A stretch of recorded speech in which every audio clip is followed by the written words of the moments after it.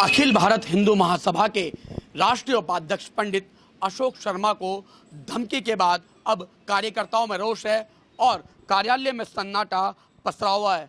इस वक्त हम मौजूद हैं अखिल भारत हिंदू महासभा के केंद्रीय कार्यालय पर। यहाँ जो राष्ट्रीय उपाध्यक्ष हैं पंडित अशोक शर्मा, वो यहाँ पर इसी कार्यालय में रहते हैं और उन्हीं को बम से उड़ाने की धमकी दी गई। फ़ोन पर एक फ़ोन उनके पास आया था, उस फ़ोन पर एक महिला बोल रही थी और उस महिला ने उनको कहा कि गांधी के खिलाफ, जो महात्मा गांधी है उनके खिलाफ बयानबाजी बंद करो, नहीं तो तुम्हें बम से उड़ा दिया जाएगा।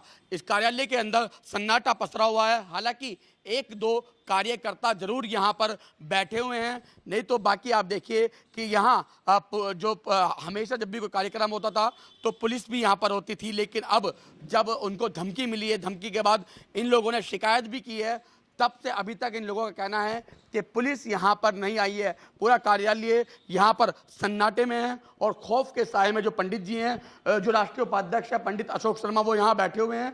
उनसे बातचीत भी करेंगे और जानने की कोशिश भी करेंगे कि आखिर धमकी कहाँ से आई थी और किसने आपको धमकी दी थी। देखिए, 2 अक्टूबर को हमने गॉडसे जी के विषय में एक न्यूज़ चैनल लॉन्च करा था यूट्यूब पर।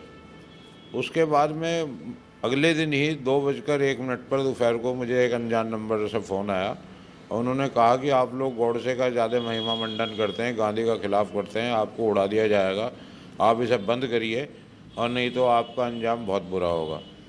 1-1.5 मिनट तक एक महिला और एक पुरुष मुझे उस फ़ोन पर धमकी देते रहे। उसके बाद 3-4 अक्टूबर को शायद हमने सुबह प्रार्थना पत्र थाना अध्यक्ष ब्रह्मपुरी के नाम दिया। पर एक अजीब बात है कि अभी तक तो पुलिस ने उसमें कोई संज्ञान लिया नहीं है, ना मुझसे कुछ ने मेरी डिटेल मांगी है, फ़ोन मांगा है, मेरे से पूछा है। और हिंदू महासभा का यदि कोई छोटा सा भी कार्यक्रम होता है तो यहाँ पूरी पुलिस की छावनी बना दी जाती है, सुबह से शाम तक घेराव कर दिया जाता है कि आप लोग बड़ा कोई ऐसा काम कर रहे हैं। परंतु मैं समझ नहीं पा रहा कि इतना घटना होने के बाद भी अभी तक कोई संज्ञान नहीं लिया गया, क्या कारण है। अच्छा, जो आपको फ़ोन पर जो धमकी दी गई थी, क्या अब पता लग पाया कहाँ का नंबर था, कौन वो लोग थे जिन्होंने धमकी दिया आपको और किस समय की ये घटना थी? ये दोपहर 2:01 की घटना थी और मुझे इसलिए नहीं पता चल पाया कि मेरे पास वो सुविधा नहीं है। मेरे पास बहुत सस्ते वाला टेलीफोन है, ना मैं उसे अफोर्ड करने की स्थिति में हूँ। परंतु ये क्या हुआ, कहाँ से हुई, ये मुझे अभी तक इसकी कोई जानकारी नहीं है, क्योंकि मैं यहाँ अकेला रहता हूँ। ये इस आयु में मैं कहीं भाग दौड़ भी नहीं कर सकता। मैंने प्रार्थना पत्र भी कार्यकर्ताओं के हाथ थाने में भिजवाया था। अब मैं समझ रहा हूँ गवर्नमेंट की पॉलिसी होगी कि हम लोगों को जो है ऐसी छोड़ दिया जाए लावारिस, या फिर कोई हमारा MP MLA हो, मंत्री जी हों, जब भी कुछ कार्रवाई करेंगे। मेरी समस्या बाहर है भैया। अच्छा, 3 तारीख को आपका फ़ोन आया था 2:01 पे, 1.5 मिनट बाद भी चली आपकी, तो आपने पूछने की कोशिश ज़रूर करी होगी भाई कौन बोल रहे हो, कहाँ से बोल रहे हो और आप ये सब क्यों कर रहे हो, धमकी क्यों दे रहे हो, क्या धमकी दी थी उसने आपको? उसने ये कहा था कि अगर आप लोग गांधी के बारे में असलियत बताने से नहीं रुकेंगे, गॉडसे को हीरो बनाने से नहीं रुकेंगे, तो हम आपको उड़ा देंगे। और मैं कुछ बोलना चाहता था परंतु वो मुझे बोलने नहीं दिया जा रहा था। वो एक साथ ही बोलते चले गए। एक महिला की आवाज़ थी, एक पुरुष की भी आवाज़ थी, और वो यही कहते रहे कि तुम जो है गॉडसेवादी हो, तो इसलिए तुम्हारा जो है ज़िंदा रहना ठीक नहीं है। तो क्या लग रहा है, किसी पे कोई शक लग रहा है आपको? कौन हो सकता है अभी आपने? भाई, इस देश में गांधीवादी हैं वही लोग जो है हो सकते हैं, क्योंकि मैंने ये देखा कि लोकसभा में, राज्यसभा में यदि कोई बदतमीजी करता है या कोई JNU में बदतमीजी करता है, इस देश में कोई देश विरोधी नारे लगाता है, तो वो सब लोग गांधी जी के चित्र के नीचे ही जाके बैठते हैं।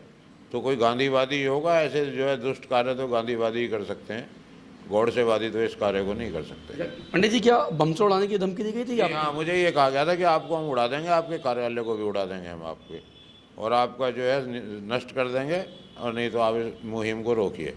राष्ट्रीय उपाध्यक्ष आप थाने गए थे, पुलिस को आपने तहरीर भी दी, लेकिन आज 6 तारीख हो गई है, क्या अभी तक कोई भी यहाँ आपके ऑफिस में नहीं आया? कोई पुलिसकर्मी, कोई अधिकारी, किसी ने कोई सुध लेने की कोशिश नहीं की? नहीं भैया जी, अभी तक तो मुझे सौभाग्य प्राप्त नहीं हुआ। ये हो सकता है कि इंतज़ार कर रहे हो कि जब पंडित जी का कुछ इलाज हो जाए जब ही जाएँ, मेरे पास कोई नहीं आया भैया। तो आप अकेले, आपने बताया अकेले आप कार्यालय में रहते हैं, यहाँ पे मैं देख रहा हूँ पूरा सन्नाटा पसरा हुआ है आज, तो किस तरीके का आप खौफ महसूस कर रहे हैं अभी?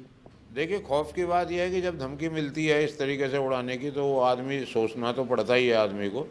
पर फिर भी हम ठाकुर जी के चरणों में हैं कि भगवान जी का मंदिर है, और इस शासन से ज़्यादा रक्षा तो हमें उम्मीद है कि हमारे ठाकुर जी हमारी करेंगे। भगवान जी बहुत बड़े हैं, और ये अगर सोच रहे हैं कि हमारे मरने से ये मुहिम रुक जाएगी या शासन भी इसमें शामिल हो, तो इनकी भूल है। ये मुहिम कभी नहीं रुकेगी। गॉडसे का प्रचार प्रसार, गॉडसे के विचार, गांधीवाद की नष्ट करने की बात हम करते ही रहेंगे।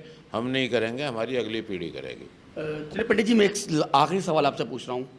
मैं देश की बात कर रहा हूँ, मैं यूपी की भी अगर बात करूँ, चलो देश में नहीं जाता हूँ, खाली मैं उत्तर प्रदेश की बात कर लेता हूँ। तो यहाँ पुलिस का जो रवैया है हर जगह बिल्कुल ऐसा ही मिलता है। देख लिया हाथरस में, देख लीजिए, एक बेटे को इंसाफ दिलाने में जो पुलिस थी वो पीछे रह गई।